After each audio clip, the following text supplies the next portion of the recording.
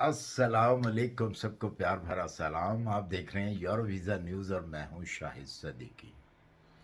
अच्छा जी, आज की जो वीडियो है ये बहुत सारे मेरे पास क्वेश्चन हैं इस किस्म के, और ये वीडियो उन लोगों के लिए है जो शेंगन में यूरोप में आना चाहते हैं और किस तरह वो वर्क परमिट ले सकते हैं शेंगन का, ख़ास तौर पे क्योंकि बहुत सारे जो बहन भाई हैं वो कमेंट करते हैं जी, हमें जर्मनी का वर्क परमिट ले दें, हमें नीदरलैंड का वर्क परमिट ले दें, हमें स्विट्ज़रलैंड का वर्क परमिट ले दें, हमें फ्रांस का वर्क परमिट ले दें। मतलब बड़ी बड़ी कंट्रियां जो हैं, रिच कंट्रियां की डिमांड करते हैं वर्क परमिट की।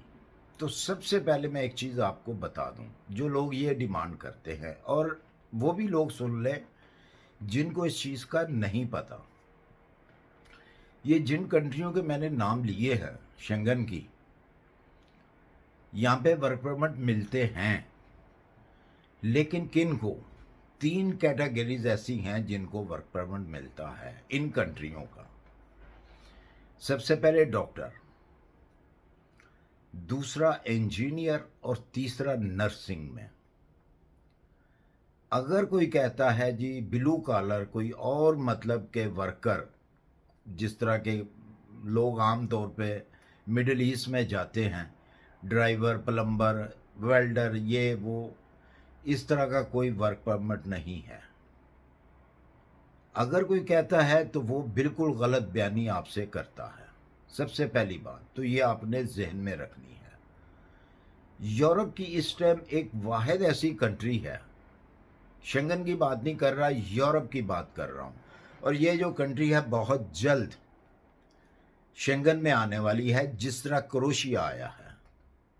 इसी तरह ये भी कंट्री बहुत जल्द, उम्मीद है कि इस साल में या जनवरी में वो आ जाएगी शेंगन में।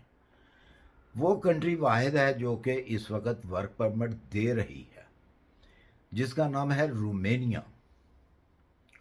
लेकिन इसमें भी आपको बहुत सारी एहतियात करनी पड़ेगी, जो कि गवर्नमेंट से आप अपनी अपनी कंट्री में जो कि गवर्नमेंट से मंजूर शुदा अदारे हैं, एजेंसीज हैं मंजूर शुदा, वो काम कर रही हैं सही तरीके से। हाँ, अगर आपको कोई रास्ते में चलता हुआ कोई वाकफ़कार, कोई कोई भी शख्स अगर आपको कहता है जी मैं आपको रोमेनिया का वर्क परमिट ले देता हूँ, तो उसमें आपके पैसे ज़ाया होने का ख़तरा होता है।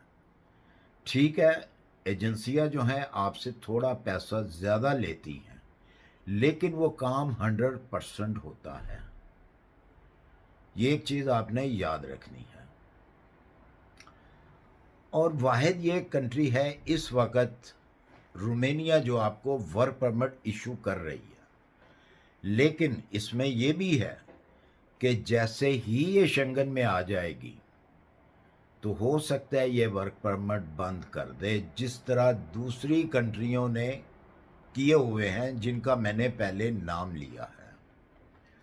क्योंकि जब ये शेंगन में आएगी तो साथ वाली जो कंट्रीज़ हैं जो नॉन शेंगन हैं, उनके लोग यहाँ पे आ जाएंगे, क्योंकि जब ये शेंगन में आएगी तो इसके बेनिफिट ज़्यादा हो जाएंगे। इसकी सैलरी जो है ये गवर्नमेंट को ऑटोमेटिक उस हिसाब से करनी पड़ेगी जो शेंगन के रूल्स हैं।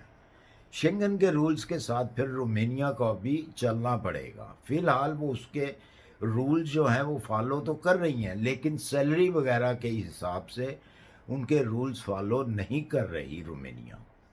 लेकिन फिर वो उनको लाजमी ये शेंगन के रूल जो हैं उनको अपनाना पड़ेगा। जैसा कि शेंगन के अंदर सालाना छुट्टी होती है, और कम से कम जो यहाँ पे जो हल्की किस्म की कंपनीज हैं वो 26 डेज वीकेंड निकाल कर, सैटरडे एंड संडे निकाल कर 26 वर्क डे आपकी हॉलीडे सालाना बनती है, उनको भी देना पड़ेगी। ये कम से कम रेशो है, कम से कम। कुछ ऐसी कंपनीज हैं जिनकी 30 डे है, 32 डेज है, और ये एज के हिसाब से भी है। अगर आप +50 हैं तो फिर आपकी 26 डे नहीं है, फिर आपकी 30 डे है, 31 डे है, सॉरी 31 डे, मतलब के 5 डे जो है आपको +50 के बाद जो है वो आपकी हॉलीडेज ज़्यादा हो जाती हैं, और उसके साथ हॉलीडे मनी भी दी जाती है शेंगन के अंदर, जो कि फिर रोमानिया को भी देनी पड़ेगी। वो भी डिपेंड होती है हर कंपनी के ऊपर कि उनका क्या रूल्स है। ये एक जैसी जो हॉलीडे मनी है, एक जैसी मनी नहीं देती कोई भी कंपनी शेंगन में भी। उनके अपने रूल्स हैं। कुछ कंपनी जो है 50 यूरो पर डे के हिसाब से देती हैं, कुछ 40 यूरो के हिसाब से देती हैं, और कुछ 30 यूरो के हिसाब से देती हैं। जिस तरह वो अपनी हॉलीडेज़ देती हैं उसी हिसाब से इनकी जो हॉलीडेज़ मनी है वो दी जाती है। और इसके अलावा जो आपके बेनिफिट होते हैं शेंगन में, अगर आप बीमार हैं तो आपको जो आपका मेडिकल है, आपकी मेडिकल इंश्योरेंस है, पहले तो 6 वीक तक अगर आप नॉर्मल बीमार हैं तो 6 वीक तक आपकी कंपनी आपको सैलरी देती है। अगर आप 6 वीक को लॉन्ग आपको बीमार हैं, कोई खुदा ना खास्ता कुछ ऐसा फ्रैक्चर हो गया आपकी बॉडी में कि आप 18 महीने तक जो है 1.5 साल तक आप काम नहीं कर सकते, तो आपको आपकी मेडिकल इंश्योरेंस जो है फुल सैलरी देगी। उसमें थोड़ी सी कम होती है, लेकिन वो 100% वो ही सैलरी नहीं होती जो आपको कंपनी की तरफ से मिलती है। कुछ परसेंट जो है 10%, आई थिंक 10% या 12% जो है वो सैलरी से कम दिया जाता है, लेकिन 18 महीने तक वो आपको पे करती है। और यही रूल जो हैं फिर रोमानिया में भी लागू हो जाएंगे, जो कि इस वक्त नहीं है ये रूल्स वहाँ पे। तो ये बात तो हो गई तय कि आप जो भी मुझे क्वेश्चन करता है जी जर्मनी का वर्क परमिट या फ्रांस का या नीदरलैंड का वर्क परमिट जो है वो निकलवा दें या दे दें, तो नहीं भाई, ऐसे नहीं होता। हाँ, उसका एक और तरीका है जो कि आपने देखा भी होगा मेरी लास्ट वीडियो में। जो मेरे व्यूवर्स आए हैं उनका एक तरीकाकार एक और है उनका वर्क परमिट लेने का। वो जब आप इंटर हो जाते हैं तो आपको कोई जॉब ऑफर कर देता है, तो फिर आपको अपनी होम कंट्री वापस जाके वो वीज़ा स्टैम्प करवाना पड़ता है, जो कि आपको जॉब ऑफर की सूरत में मिलता है।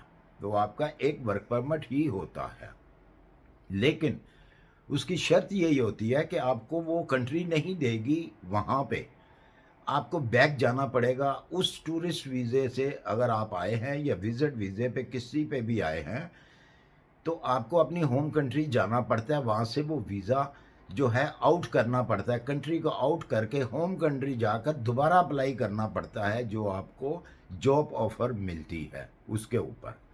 मुझे उम्मीद है कि उन लोगों को जो है वो जवाब मिल गया होगा अपनी बात का। तो उम्मीद करता हूँ कि मेरी वीडियो आपको अच्छी लगी होगी। अगर अच्छी लगी है इसे लाइक और सब्सक्राइब कर दीजिए, अपनी दुआ में याद रखिए। इंशाल्लाह मिलते हैं फिर किसी अच्छी सी इन्फॉर्मेशन के साथ। अल्लाह हाफिज़।